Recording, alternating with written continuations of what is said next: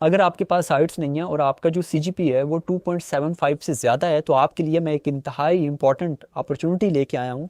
और जो स्कॉलरशिप है वो फुली फंडेड है। बेसिकली थाईलैंड का एक इंस्टीट्यूट है जिसका नाम है चुलाबॉर्न ग्रेजुएट इंस्टीट्यूट। इस इंस्टीट्यूट में आप मास्टर्स के लिए अप्लाई कर सकते हैं और जो स्कॉलरशिप है वो फुल्ली फंडेड है, जिसमें आपके तमाम एक्सपेंसेस कवर किए जाते हैं। इसमें अप्लाई करने की कोई एप्लीकेशन फ़ी नहीं है, आपकी ट्यूशन फी इसमें कवर की जाती है। उसके अलावा आपकी अकोमोडेशन फ्री होगी, उसके साथ साथ आपको मंथली स्टाइपेंड मिलेगा, उसके अलावा आपको ट्रैवलिंग अलाउंस मिलेगा, उसके अलावा आपको सेटलमेंट अलाउंस मिलेगा, उसके साथ साथ आपकी वीज़ा फ़ी वगैरह, हेल्थ इंश्योरेंस। तो इस तरीके से आपके तमाम एक्सपेंसेस इस स्कॉलरशिप में कवर किए जाएंगे और आज की इस वीडियो में मैं आपको तमाम डिटेल बताने वाला हूँ चोलाबॉर्न ग्रेजुएट इंस्टीट्यूट के हवाले से।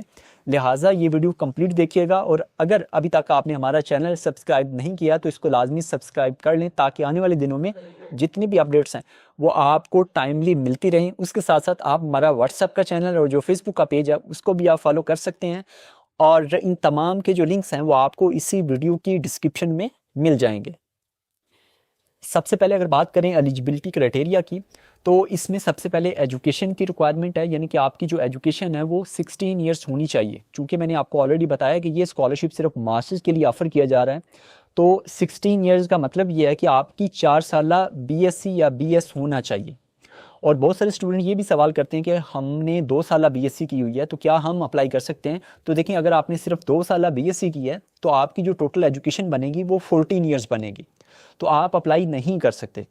अगर आपकी जो टोटल एजुकेशन है वो 16 ईयर्स है तो आप फिर इसमें अप्लाई कर सकते हैं। अगर आपका प्रोग्राम ऑफर किया जा रहा है तो वो मैं आपको आगे जाकर बताता हूँ। उसके बाद दूसरे नंबर पर जो एलिजिबिलिटी क्राइटेरिया का पॉइंट है वो है आपकी एज। आपकी जो एज है वो 30 ईयर से कम होनी चाहिए, यानी कि मास्टर्स में इस इंस्टीट्यूट में अप्लाई करने के लिए आपकी जो एज है वो 30 ईयर से कम होनी चाहिए। उसके बाद जो थर्ड पॉइंट है वो है सीजीपी के हवाले से, जो कि मैं आपको ऑलरेडी बता चुका हूँ कि आपका जो सीजीपी है वो 2.75 से ज़्यादा होना चाहिए। सो ये है इसका एलिजिबिलिटी क्राइटेरिया।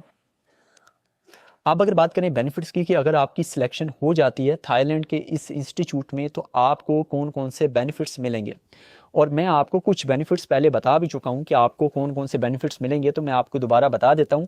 तो बेसिकली इसमें आपके तमाम एक्सपेंसेस कवर किए जाएंगे। सबसे पहले इसमें अप्लाई करने की कोई भी एप्लीकेशन फ़ी नहीं है, उसके अलावा आपकी कोई भी ट्यूशन फ़ी नहीं होगी इसमें। उसके अलावा आपको मंथली स्टाइपेंड मिलेगा, उसके अलावा आपकी हेल्थ इंश्योरेंस इसमें कवर की जाएगी।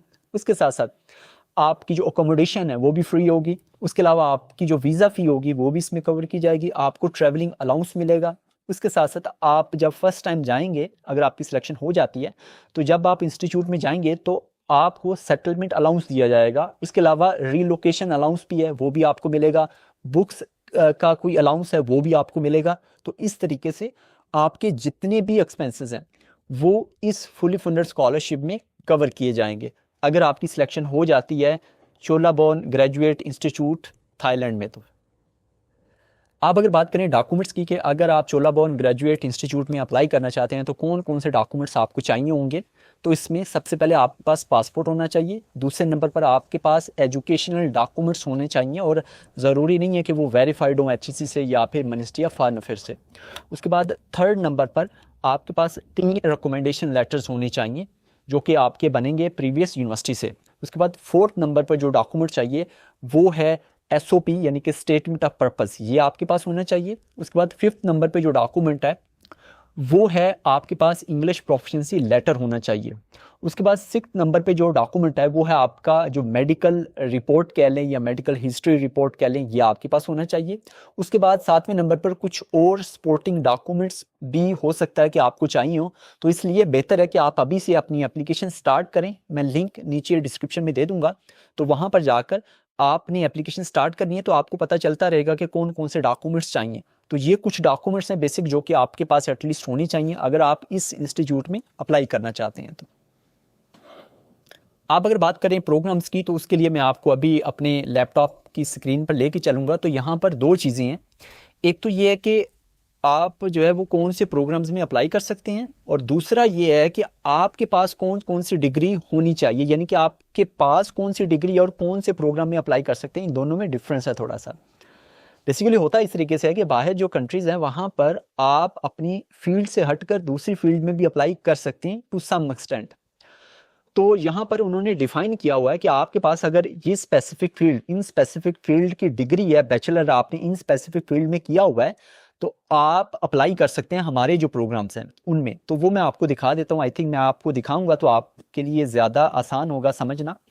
तो यहाँ पर आप देखें कि यहाँ पर जो प्रोग्राम्स हैं, प्रोग्राम्स में सबसे पहले ये है कि hold a bachelor degree with the cumulative GPA of at least 2.75 in one of the following field, यानी कि आपका जो CGPA है वो 2.75 से ज़्यादा होना चाहिए। ये जो फॉलोइंग फील्ड्स हैं इनमें साइंसेज है, इसमें chemistry, biology, biological sciences, molecular biology, environmental sciences, उसके बाद मेडिकल साइंसेज में मेडिसिन, मेडिकल टेक्नोलॉजी, उसके बाद फार्मेसी एंड फार्मास्यूटिकल साइंसेज।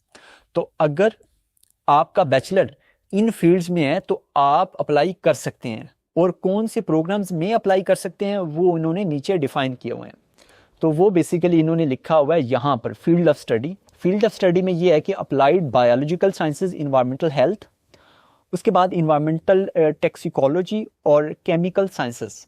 तो देखिए ये कितनी ज़्यादा ब्रॉडर फील्ड है, यानी कि अब इन्वायरमेंटल हेल्थ का मतलब ये है कि अब इसमें इन्वायरमेंटल साइंसेज भी आ रहा है, इसमें जो मेडिसिन है या मेडिकल है वो भी आ रहा है। तो इसलिए उन्होंने ऊपर डिफाइन कर दिया कि अगर आपका मेजर, ये जो ऊपर जो प्रोग्राम दिए हुए हैं, अगर उसमें है, आपने उसमें बैचलर किया हुआ है, तो आप ये जो 3 प्रोग्राम्स हैं इनमें अप्लाई कर सकते हैं।